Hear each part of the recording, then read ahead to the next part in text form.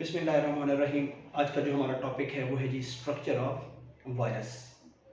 Structure of virus में सबसे पहले जो हम बात करेंगे वो हम बताएंगे कि जी what are virus.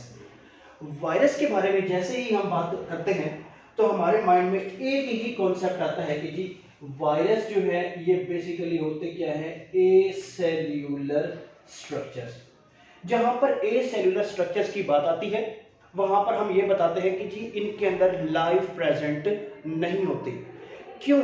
Because they are not composed by sales.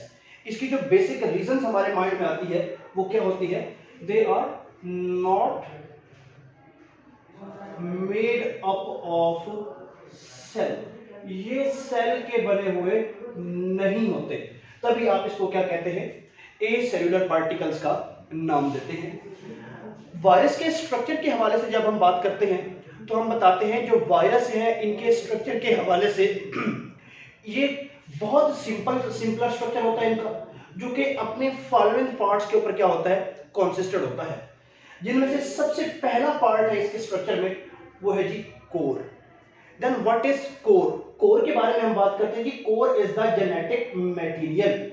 ये डीएनए भी हो सकता है या फिर आरएनए भी हो सकता है। इस कोर को एक और नाम जो दिया जाता है वो है जेनेटिक मटेरियल, या फिर आप इसको न्यूक्लिक एसिड भी कह सकते हैं।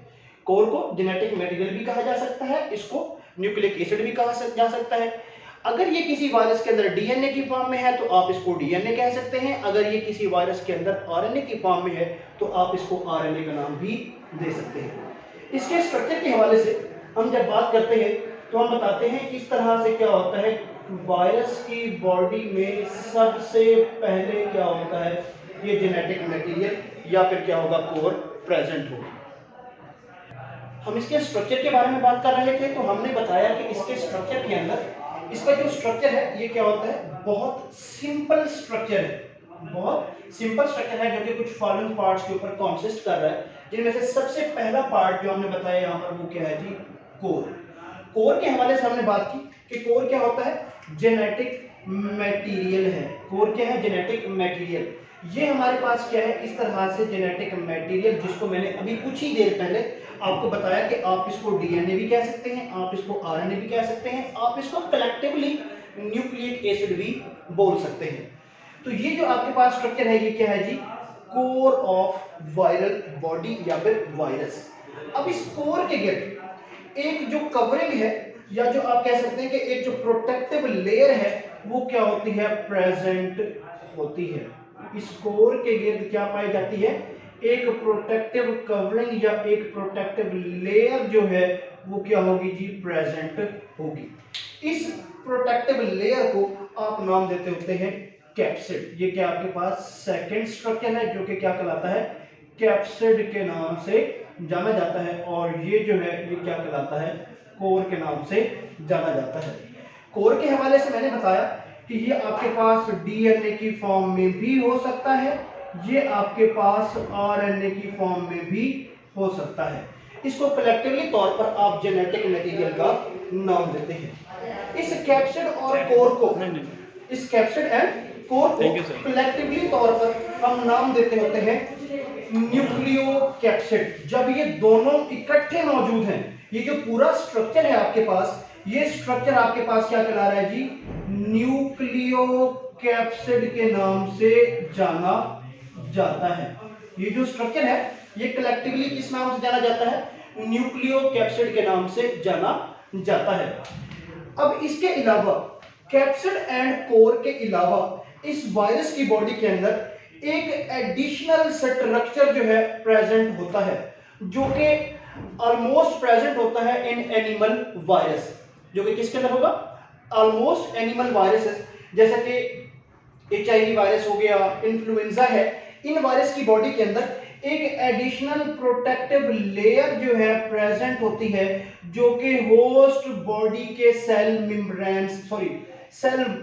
मेम्ब्रेन से क्या होती है, डिराइव की जाती है।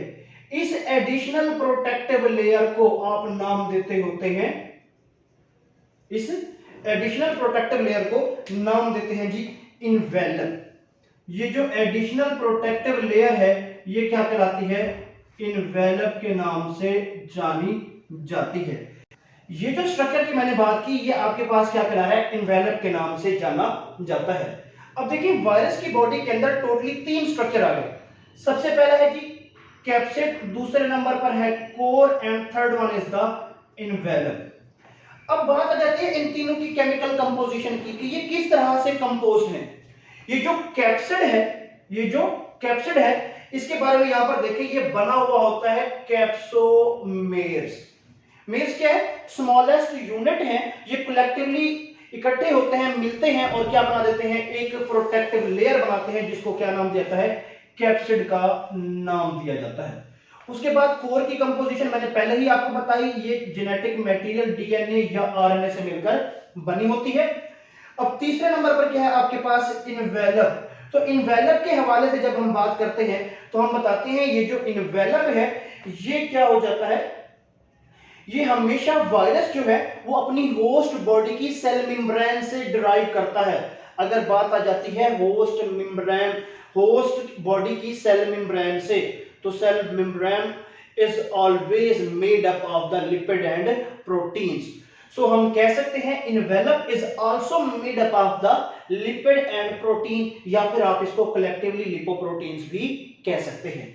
तो इन्वेलप की हम बात कर रहे थे। इन्वेलप में मैंने बताया कि फ्यू वायरसेस जो है ये क्या करते हैं, such as HIV, influenza, have additional lipoprotein layer. ये लिपोप्रोटीन लेयर की टर्म हमने क्यों यूज की, क्योंकि ये हमेशा कहां से आ रहा है, होस्ट के सेल मेम्ब्रेन से आ रहा है, जो कि कैप्सिड के अराउंड क्या होगी, प्रेजेंट होती है। इस एडिशनल लेयर को आपने क्या नाम दे दिया, इन्वेलप का नाम दे दिया। अब जी हमारे पास एक फेमस वायरस है जिसको हम नाम देते हैं बैक्टीरियोफेज। अब ये जो बैक्टीरियोफेज है, हम इसके स्ट्रक्चर के अबाउट बात करेंगे।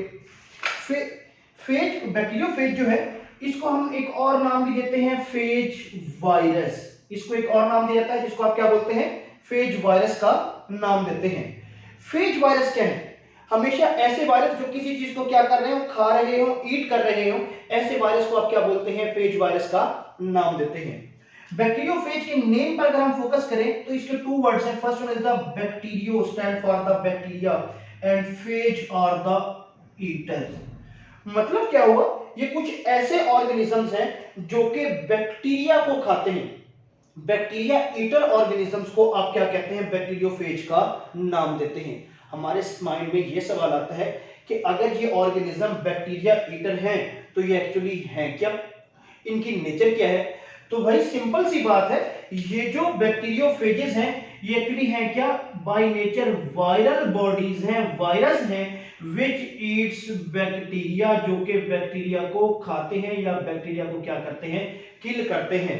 इस किस्म के ऑर्गेनिजम्स को आप क्या बोलते हैं, बैक्टीरियोफेजेस का नाम देते हैं।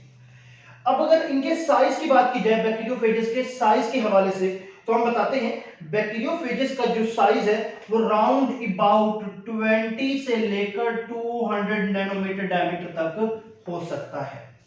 इनके साइज के हवाले से एक रेशियो है, इसका साइज रेंज में आ जाता है 20 से 200 नैनोमीटर डायमीटर तक हो सकता है। इसके अलावा इसी बैक्टीरियोफेज को टी फेजेस के नाम से भी जाना जाता है। ये जो वर्ड टी है ये हमेशा स्टैंड करता है for type, T stand for the types. अब ये T1 हो सकते हैं, T2 हो सकते हैं, T3, T4 फेजेस हो सकते हैं, लेकिन इनमें से जो मोस्ट कॉमन टाइप्स हैं हमारे पास वो 2 हैं, T2 phages and T4 phages. These are the most common bacteriophages. अगर इस बैक्टीरियोफेज के स्ट्रक्चर की बात की जाए, अगर इस बैक्टीरियोफेज के स्ट्रक्चर की बात की जाए तो स्ट्रक्चर के हवाले से हम बताते हैं बैक्टीरियोफेज कॉन्सिस्टेड ऑन 2 पार्ट्स। ये 2 रीजन या 2 पार्ट्स के ऊपर क्या हो जाता है, आप कह सकते हैं कॉन्सिस्ट करता है। जो इसका फर्स्ट वन रीजन है उसको बोलते हैं हेड, और जो दूसरा है वो क्या कहलाता है, टेल। इस बैक्टीरियोफेज के 2 रीजन हैं जिसको आप हेड एंड टेल का नाम दे रहे हैं। अब ऐसा बैक्टीरियोफेज जिसके पास हेड एंड टेल प्रेजेंट होते हैं उसको नाम दिया जाता है टैडपोल। उसको आप क्या नाम देते हैं, टैडपोल का नाम देते हैं। अब इसके हेड रीजन जो कि फर्स्ट वन रीजन है उसके 2 पार्ट्स हैं फर्दर। पहला जो पार्ट है उसका वो कहलाता है कैप्सिड। उसका जो फर्स्ट पार्ट है वो क्या कहलाता है, कैप्सिड के नाम से जाना जाता है। जो उसका सेकंड पार्ट है वो क्या हो जाएगा, आप कह सकते हैं कि उसका न्यूक्लिक एसिड होगा या फिर क्या होगी, उसकी कोर होगी, जिसके अंदर क्या पाया जाता है, जेनेटिक मटेरियल प्रेजेंट होता है। तो ये दो रीजन है इस हेड के, पहला कौन सा, कैप्सिड, और दूसरा कौन सा है, न्यूक्लिक एसिड। न्यूक्लिक एसिड का मैं पहले भी आप लोगों के साथ ये डिस्कस कर चुका हूं कि इसमें क्या पाया जाता है, जेनेटिक मटेरियल है जिसमें डीएनए या आरएनए कुछ भी मौजूद हो सकता है। तो उसके बाद इसका जो सेकंड पार्ट है वो है जी tail. Tail further on 4 parts के ऊपर क्या करता है, 4 पार्ट्स के ऊपर कंसिस्ट करता है, जिनमें से सबसे पहले है कॉलर, सेकंड नंबर पे sheath, third one base plate and fourth one are the tail fibres. ये 4 बेसिक पार्ट्स हैं किस चीज के, टेल के।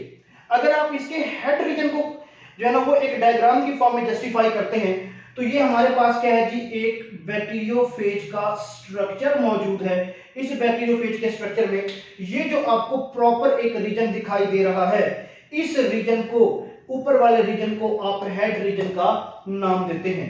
इस अपर हेड रीजन में दो चीजें मौजूद हैं, एक है कैप्सिड और दूसरा क्या है, जीनोम, जिसको हमने न्यूक्लिक एसिड भी बोला और साथ साथ हमने इसको डीएनए, आरएनए या जेनेटिक मटेरियल का नाम भी दिया।